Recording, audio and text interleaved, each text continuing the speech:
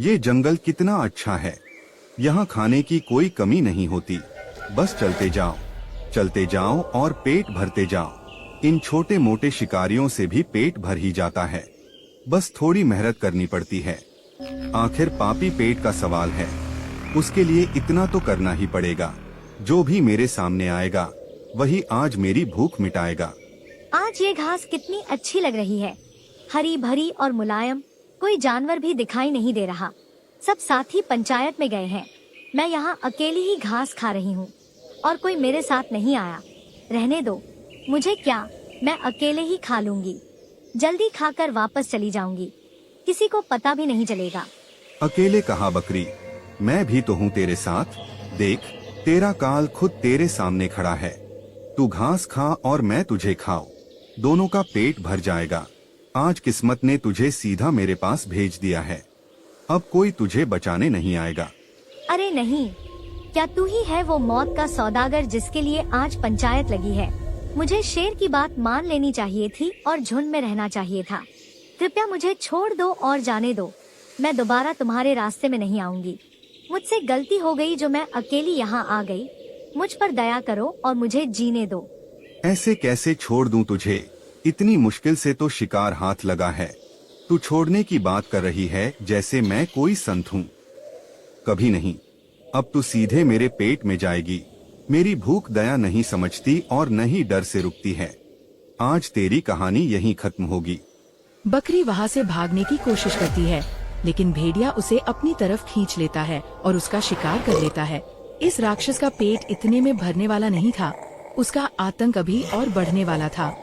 डाल डाल पर कूदते कूदते थक गया हूँ, लेकिन आम का कहीं नामो निशान नहीं है। लगता है इस बार आम खत्म होने वाले हैं और मुझे भूखे ही रहना पड़ेगा। अब तो केवल बेर से ही काम चलाना होगा, चाहे मन माने या न माने। भूख ने तो जैसे मेरी जान ही ले ली हो। अगर कुछ जल्दी नहीं मिला तो मैं पेड़ से गिर जाऊंगा। सही कहा बंदर, भूख ने तो मेरी भी जान ले रखी है। तुम बताओ, मेरी भूख कैसे मिटे? जितना खाता हूँ उतना ही बढ़ती है। मैं तुम्हारे जैसे मासूमों के सहारे ही तो जिंदा हूँ। इस जंगल ने मुझे कभी खाली पेट नहीं सुलाया। अब तुम ही मेरे काम आ जाओ तो मेरी परेशानी दूर हो जाएगी। महादानव, तुम वापस आ गए। ये नहीं हो सकता। तुम तो दलदल में फंसकर मर गए थे। अगर तुम जिंदा हो तो इसका मतलब हमारा अंत तय है। हमने तो समझा था कि जंगल अब सुरक्षित है। तुम फिर से मौत का खेल खेलने आए हो क्या? मैं राक्षस हूँ पगले, मैं इतनी आसानी से नहीं मरता। मैं तो बस मूर्छित हुआ था और जब आँख खुली तो खुद को बाहर पाया। तुम्हारी किस्मत खराब है जो मैं वापस आ गया हूँ। अब तुम सब देखोगे मेरे मौत का असली खेल। इस बार कोई मुझे रोक नहीं पाएगा। जो भी हुआ था तुम्हारे साथ, मैं उसके लिए माफी मांगता हूँ। मेरा उस घटना में कोई हाथ नहीं था। मैं तो बस डर गया था। कृपया मुझे जाने दो और मुझ पर रहम करो। मैं किसी को कुछ नहीं बताऊंगा। मुझे जीने दो। मैं फिर कभी तुम्हारे सामने नहीं आऊंगा। हाँ, मैं वही करने आया हूँ जिसकी तुम उम्मीद कर रहे हो। अगर मैं रहम नहीं करूँगा तो कौन करेगा? क्योंकि मैं तुम्हारा शुभचिंतक हूँ। तुम्हें इस भूख और डर से हमेशा के लिए मुक्त करने आया हूँ। अब भागने की कोशिश भी मत करना। तुम्हारा अंत मेरे साथ ही लिखा है। तभी भेड़िया अपना विशाल मुंह खोलता है और बंदर को अपनी ओर खींच लेता है। कुछ ही पलों में बंदर की आवाज हमेशा के लिए शांत हो जाती है। इस तरह भेड़िया दानव का आतंक पूरे जंगल में हंगामा मचाने लगता है। खबरदार सभी जानवर, तुम लोगों को जैसा कि पता है, मौत का सौदागर लौट आया है और वह एक एक करके सबको मौत के घाट उतार रहा है। ये कोई छोटी घटना नहीं, ये पूरे जंगल के अस्तित्व पर हमला है। इसलिए मैं सबको सचेत करना चाहता हूँ कि जहाँ भी रहो, झुंड बनाकर रहो। महाराज, जानवरों के दिल में बहुत डर बैठ चुका है। वह राक्षस इतना ताकतवर बताया जा रहा है कि अपनी सांस से ही किसी को खींच लेता है। जिसने भी उसकी परछाई देखी वह कांप उठा है। मुझे नहीं लगता वह साधारण दुश्मन है। वह तो हैवान है। अगर उसने हमला तेज कर दिया तो हम कैसे बचेंगे? महाराज, कृपया कुछ कीजिए। जैसे आपने पहले सूखे और आग की समस्या का समाधान निकाला था, वैसे ही इसका भी उपाय ढूंढिए। अगर जल्दी फैसला नहीं लिया गया तो सब बुरी मौत मरेंगे। जंगल के छोटे बच्चे और कमजोर जानवर सबसे ज्यादा खतरे में हैं। कोई तो रास्ता होगा जिससे हम इस दानव को रोक सकें। रास्ता जरूर निकलेगा, लेकिन सोच समझकर कदम उठाना होगा। जल्दबाजी में लिया गया फैसला पूरे जंगल को संकट में डाल सकता है। मैं तुम सबका दर्द समझता हूँ और मैं भी इस खतरे को हल्के में नहीं ले रहा। हम सब मिलकर रणनीति बनाएंगे। ये युद्ध सिर्फ ताकत से नहीं, समझदारी से जीता जाएगा। महाराज, अब शांति का समय नहीं रहा। उस सौदागर ने पूरे जंगल की नींद छीन ली है। आप अभी भी योजना बनाने की बात कर रहे हैं जबकि जानवर मर रहे हैं। क्या हम इंतजार करते रहें कि अगला शिकार कौन होगा? हमें तुरंत हमला करना चाहिए। तुम ऐसा क्यों सोचते हो कि मुझे किसी की परवाह नहीं? मैं इस जंगल का राजा हूँ और हर जानवर मेरी जिम्मेदारी है। बिना दुश्मन को जाने हमला करना मूर्खता होगी। अगर हमने गलत दिशा में वार किया तो नुकसान हमारा ही होगा। धैर्य रखो, मैं उपाय जल्द निकालूंगा। महाराज, अगर अनुमति हो तो मैं अपने दल के साथ रात में गश्त बढ़ा सकता हूँ। हम उस सौदागर की चाल पकड़ सकते हैं, लेकिन हमें स्पष्ट आदेश चाहिए कि उसे जिंदा पकड़ना है या मार गिराना है। डर फैलता जा रहा है और सेना बेचैन है। फैसला स्पष्ट होना चाहिए। बाघ, अभी हमारा उद्देश्य उसे पहचानना है। बिना सच्चाई जाने खून बहाना सही नहीं होगा। अगर वो कोई भ्रम या साजिश निकली तो हमें पहले उसके तरीके समझने होंगे, फिर हम निर्णायक वार करेंगे। महाराज, कहीं ऐसा तो नहीं कि यह डर किसी ने जानबूझकर फैलाया हो सकता है असली ताकतवर कोई और हो और वह पर्दे के पीछे बैठा हो। कभी कभी मौत से ज्यादा खतरनाक अफवाह होती है। अगर ऐसा है तो हमें दिमाग से खेलना होगा, सिर्फ ताकत काफी नहीं होगी। लोमड़ी, तुम्हारी बात में वजन है। संभव है कि दुश्मन हमारी एकता तोड़ना चाहता हो। अगर हम आपस में ही लड़ने लगे तो वही उसकी जीत होगी। इसलिए मैं सबको शांत रहने का आदेश देता हूँ। जांच के बिना किसी पर शक मत करो। तो महाराज, हम आपके साथ हैं। चाहे युद्ध हो या चाल, हम पीछे नहीं हटेंगे। बस हमें भरोसा चाहिए कि यह डर खत्म होगा। हम अपने बच्चों के लिए लड़ेंगे। इस बार सौदागर बचेगा नहीं। हवा में सरसराहट भी मौत की आहट जैसी लग रही थी, लेकिन असली सवाल अब भी बाकी था। क्या सौदागर सच में बाहर है या जंगल के अंदर? महाराज, मैंने मौत के सौदागर का ठिकाना देख लिया है। वह जंगल के उत्तर दिशा में एक अंधेरी गुफा में रहता है, जहां सूरज की रोशनी भी मुश्किल से पहुंचती है। मैं कई दिनों से आसमान से निगरानी कर रहा था और आज उसकी परछाई साफ दिखाई दी। बाज, तुम्हारी सूचना बहुत महत्वपूर्ण है और इससे हमारी दिशा साफ हुई है। अगर वह सच में गुफा में रहता है तो ये हमारे लिए अवसर भी है और खतरा भी। गुफा में हमला करना आसान नहीं होगा, क्योंकि वह जाग गया तो सबको मार सकता है। महाराज, गुफा के अंदर लड़ाई करना बहुत जोखिम भरा होगा। अगर वह अचानक जाग गया तो हम सब उसके सामने कमजोर पड़ सकते हैं। उसकी ताकत का अंदाजा हम पहले ही देख चुके हैं। एक गलती पूरे जंगल पर भारी पड़ सकती है। हमें कोई चालाकी भरा उपाय सोचना होगा। मुझे लगता है क्यों न कोई ऐसी औषधि बनाई जाए जिससे उसकी जान ही चली जाए। अगर वह महादानव हमेशा के लिए खत्म हो जाए तो जंगल को सच्ची शांति मिल सकती है। गुफा में सोते समय उसकी सांसों के साथ वह औषधि पहुंचाई जा सकती है। हाथी, तुम्हारा विचार कठोर है लेकिन परिस्थिति भी कठोर है। अगर ये औषधि सच में काम कर गई तो हमें दोबारा उसका सामना नहीं करना पड़ेगा, पर हमें पूरी सावधानी रखनी होगी ताकि कोई निर्दोष जानवर उसकी चपेट में ना आए। ये निर्णय पूरे जंगल के भविष्य से जुड़ा है, इसलिए जो भी करेंगे सोच समझकर करेंगे। महाराज, पहाड़ों पर एक नशीली जड़ी बूटी उगती है जिसकी गंध बहुत तीव्र होती है। अगर उसे सही तरीके से मिलाया जाए तो वह किसी भी शक्तिशाली प्राणी को गहरी नींद में सुला सकती है या उसकी सांस रोक सकती है। मैं स्वयं पहाड़ों पर जाऊंगा और वह जड़ी बूटी लेकर आऊंगा। यह काम जोखिम भरा है लेकिन जरूरी भी है। हमें समय बर्बाद नहीं करना चाहिए क्योंकि हर दिन किसी न किसी की जान जा रही है। जब तक वह जिंदा है जंगल में डर बना रहेगा। अगर योजना सफल हुई तो हमेशा के लिए मुक्ति मिल जाएगी। मैं गुफा पर नजर रखूंगा और उसके हर हिलने डुलने की खबर दूंगा। जैसे ही वह गहरी नींद में जाएगा मैं संकेत दे दूंगा। हमें एक पल भी गंवाना नहीं होगा। यह मौका दोबारा शायद न मिले। ठीक है, ये योजना मंजूर की जाती है। भालू तुरंत पहाड़ों के लिए रवाना होगा और औषधि तैयार करेगा। बाज निगरानी रखेगा और सही समय पर संकेत देगा। हम सब मिलकर इस आतंक का अंत करेंगे। इस बार मौत का सौदागर खुद मौत से नहीं बच पाएगा।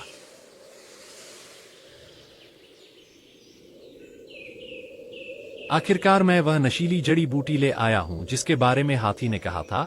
अब इस जड़ी से ऐसी औषधि बनेगी जो उस महादानव की सांसें रोक देगी। आज पहली बार लग रहा है कि शायद हम जीत सकते हैं। भालू भाई, इतनी जल्दी और इतनी गंभीरता में कहाँ जा रहे हो? तुम्हारे पास में ये जड़ी बूटी जैसी क्या चीज है? क्या जंगल में कोई बीमार है जिसे इलाज की जरूरत है? पंचायत के बाद सबके मन में बेचैनी है। हमें भी तो बताओ क्या चल रहा है। हाँ भालू, तुम्हें देखकर लग रहा है जैसे कोई बड़ा काम होने वाला है। क्या सच में मौत का सौदागर मिल गया है? हम सब डरे हुए हैं और हर आहट पर चौंक जाते हैं। अगर कोई उम्मीद की खबर है तो हमें भी बताओ, अब छुपाने का समय नहीं है। जंगल के बच्चे सहमे हुए हैं और माताएं रात भर जागती रहती हैं। अगर कोई उपाय मिल गया है तो ये सबसे बड़ी राहत होगी। हम सब बस यही चाहते हैं कि ये डर खत्म हो जाए। राजा पर हमें भरोसा है, लेकिन सच जानना भी जरूरी है। कृपया हमें अंधेरे में मत रखो। सुनो, हमें उस दानव का ठिकाना पता चल गया है जहाँ वह सोता है। राजा ने आदेश दिया है कि एक जहरीली औषधि बनाई जाए जिससे उसका अंत हो सके। मैं पहाड़ों से वही जड़ी लेकर आया हूँ ताकि उस दवा को तैयार कर सकूं। तो सच में राजा ने हमारे लिए इतना बड़ा कदम उठाया है। यह जानकर दिल को सुकून मिला कि वह हमारी चिंता करता है। अगर यह योजना सफल हुई तो जंगल हमेशा के लिए सुरक्षित हो जाएगा। मैं भले ही ताकतवर नहीं हूँ, लेकिन जो काम मिलेगा वह करूँगा। अगर पहरा देना हो या सामान पहुँचाना हो तो मैं तैयार हूँ। अब डर के साथ जीना संभव नहीं रहा। इस बार हम पीछे नहीं हटेंगे। राजा के साथ खड़े रहना ही हमारा कर्तव्य है। मैं भी अपनी तरफ से हर संभव सहायता दूंगी। घायल जानवरों की देखभाल करूंगी और बच्चों को सुरक्षित रखूंगी। ये सिर्फ राजा की लड़ाई नहीं, हम सबकी लड़ाई है। अगर हम एकजुट रहे तो कोई दानव हमें हरा नहीं सकता। अब उम्मीद फिर से जिंदा हो गई है। तुम सबका हौसला देखकर मेरा विश्वास और मजबूत हो गया है। यह योजना तभी सफल होगी जब पूरा जंगल साथ देगा। मैं अभी औषधि तैयार करने जा रहा हूँ ताकि समय न गवाया जाए। जैसे ही संकेत मिलेगा हम गुफा की ओर बढ़ेंगे। इस बार मौत का सौदागर अपने ही जाल में फंसेगा। जंगल में पहली बार डर के बीच उम्मीद की किरण जगी। सबको लगा कि अब अंत करीब है और महादानव का समय पूरा होने वाला है। महाराज, यह रही वह जहरीली औषधि जो मैंने नशीली जड़ी से तैयार की है। इसकी गंध इतनी तीव्र है कि सांस लेते ही किसी की जान जा सकती है। बस इसे किसी तरह उस दानव की गुफा में खोलना होगा। एक बार असर शुरू हुआ तो वह बच नहीं पाएगा। भालू, तुमने जंगल के लिए बहुत बड़ा काम किया है। गुफा के पास जाना जोखिम भरा है, इसलिए ये काम जमीन से नहीं होगा। हमें ऐसा तरीका चाहिए जिससे कोई जानवर खतरे में न पड़े। मैं सोचता हूँ ये कार्य बाज करेगा। महाराज, मैं इस जिम्मेदारी के लिए तैयार हूँ। मैंने कई बार आसमान से उसकी गुफा का रास्ता देखा है। ऊपर से उड़ते हुए सही जगह पहचान सकता हूँ। जैसे ही वह सोएगा मैं जहर गिरा दूंगा। लेकिन समय बिल्कुल सही होना चाहिए। अगर वह आधी नींद में भी जाग गया तो सब खतरे में पड़ जाएंगे। हमें संकेत और योजना में कोई गलती नहीं करनी चाहिए। यह एक मौका है जिसे खोया नहीं जा सकता। ठीक कहा हाथी। एक छोटी चूक सब पर भारी पड़ सकती है। बाज पहले गुफा के ऊपर चक्कर लगाएगा और उसकी स्थिति देखेगा। जब यकीन हो जाए कि वह गहरी नींद में है तभी वार होगा। हम सब दूर रहकर इंतजार करेंगे। तो तय रहा, आज रात ही ये कार्य होगा।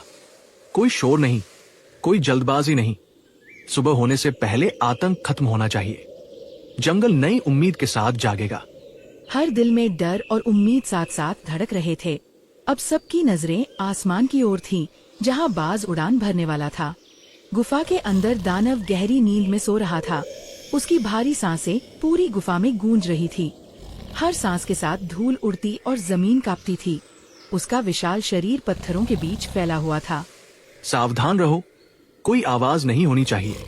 उसकी सांसें बता रही हैं कि वह गहरी नींद में है। अगर वह जरा सा भी हिला तो हम सब खतरे में पड़ जाएंगे। अब सब कुछ योजना के अनुसार होगा। महाराज, समय बिल्कुल सही लग रहा है। उसकी नींद भारी है और वह करवट भी नहीं बदल रहा। कृपया बाज को आदेश दीजिए कि वह यह जहर उसके पास गिरा दे। जितनी देर हम रुकेंगे, खतरा उतना बढ़ेगा। ठीक है, अब देर करना उचित नहीं। बाज, ये औषधि सावधानी से उसके सिर के पास गिरा दो।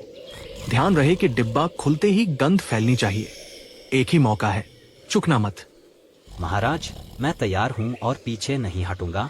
मैं बिल्कुल उसके ऊपर से उड़कर सही जगह निशाना लगाऊंगा। जैसे ही यह खुलेगा, उसकी सांसें खुद उसका अंत बन जाएंगी। अब देखिए, जंगल का बदला पूरा होगा।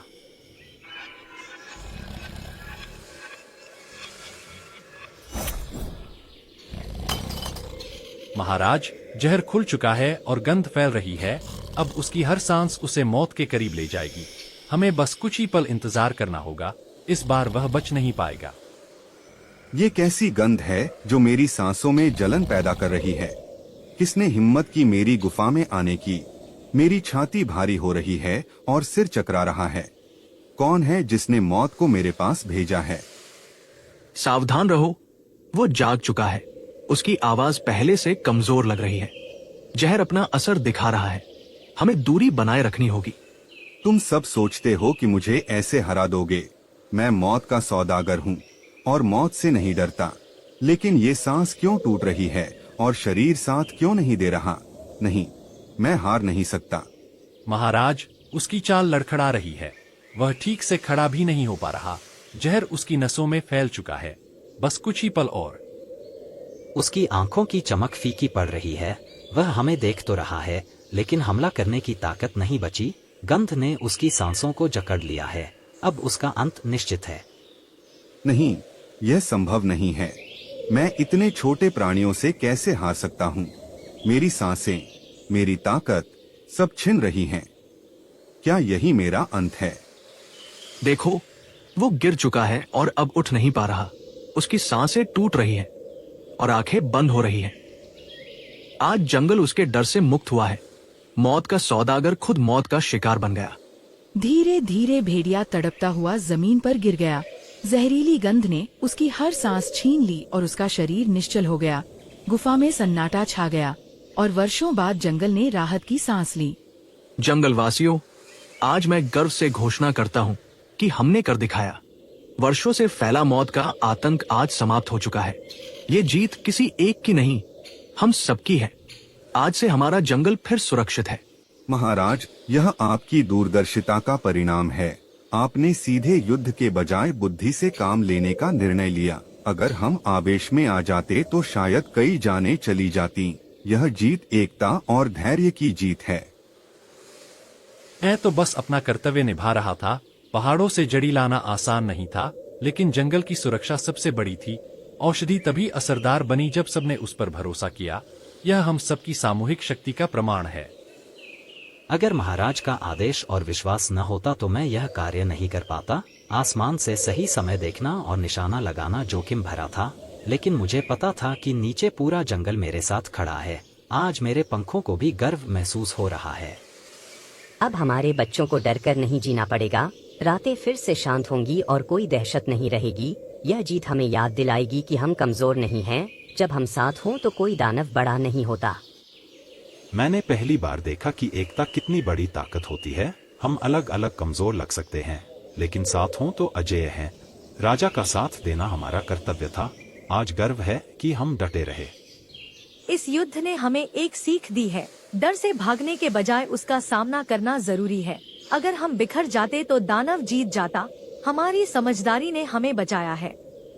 आज से जंगल में नई व्यवस्था होगी। पहरा मजबूत रहेगा और हम पहले से ज्यादा सतर्क रहेंगे। यह जीत हमें लापरवाह नहीं बनाएगी। हम इस शांति की रक्षा करेंगे। मैं आप सबका धन्यवाद करता हूँ, जिन्होंने इस कठिन समय में साहस दिखाया। ये जंगल सिर्फ मेरा नहीं, हम सबका है। आज से हम और मजबूत और सजग रहेंगे। ये अंत नहीं, एक नई शुरुआत है। नई शुरुआत के साथ हमें नियम भी मजबूत करने होंगे। कोई भी खतरा अब हमें अनजान नहीं मिलेगा। हम ज्ञान और एकता को अपनी ढाल बनाएंगे। यही हमारी सच्ची सुरक्षा है। घोषणा करता हूँ कि आज से इस दिन को विजय दिवस कहा जाएगा। ये दिन हमें हमारी शक्ति और एकता की याद दिलाएगा। जंगल में फिर से खुशहाली लौटेगी और हर प्राणी निडर होकर जिएगा। अब एक नए युग की शुरुआत होती है। जंगल में खुशहाली की लहर दौड़ गई और हर ओर उल्लास छा गया। राजा की बुद्धिमत्ता और सबकी एकता का बखान होने लगा। मौत का अंधेरा खत्म हुआ और एक नई सुबह ने जन्म लिया।